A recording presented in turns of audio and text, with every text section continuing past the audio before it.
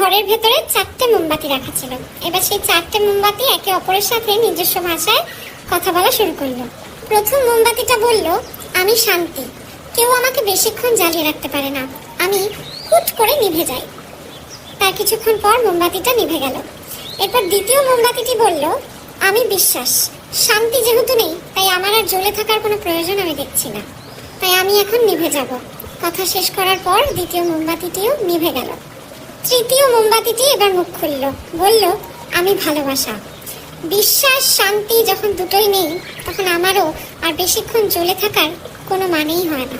মানুষেরা আমাকে গুরুত্ব না দিয়ে সরিয়ে দেয়, এমনকি মানুষরা তাদের নিজের প্রিয় মানুষকেও সরিয়ে দেয়। এই বলে তৃতীয় মোমবাতিটিও তার কথা শেষ করে নিভে গেল।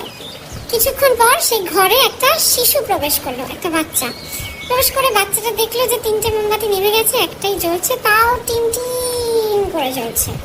এটা দেখে বাচ্চাটার মনে খুব কৌতূহল হলো। বাচ্চাটা জিজ্ঞেস করলো বাকি 3টে মোমবাতিকে, যেগুলো নিভে গেছে, তাদেরকে জিজ্ঞেস করলো, তোমরা জ্বলছো না কেন গো? তোমাদের তো শেষ হওয়া পর্যন্ত জ্বলার কথা ছিল, তাহলে তোমরা জ্বলছো না কেন? দেখো চারপাশটা কি অন্ধকার ঘুটঘুট করছে, আমার প্রচন্ড ভয় করছে। এই বলে বাচ্চাটা কাঁদতে শুরু করলো। বাচ্চাটাকে কাঁদতে দেখে তখন 4 নাম্বার মোমবাতিটা মুখ খুললো, বললো, ভয় পেও না, এই যে দেখো আমি জ্বলছি, আর আমি জ্বলবো টিম টিম করে হলেও।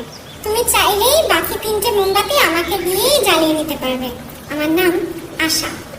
শিশুটি আশা নামের মোমবাতিটা দিয়ে বাকি 3টে মোমবাতি আবার জ্বালিয়ে দিল এবং ঘর পুরো আলোয় আলোকিত হয়ে গেল। গল্পটা আমাদেরকে এটাই শেখায় যে জীবনে হাজার আলো নিভে গেলেও আশার আলোকে কখনো নিভিয়ে দিতে নেই, কারণ আশা না থাকলে আমাদের জীবন থেকে শান্তি, বিশ্বাস, ভালোবাসা সবকিছু মুছে যেতে পারে।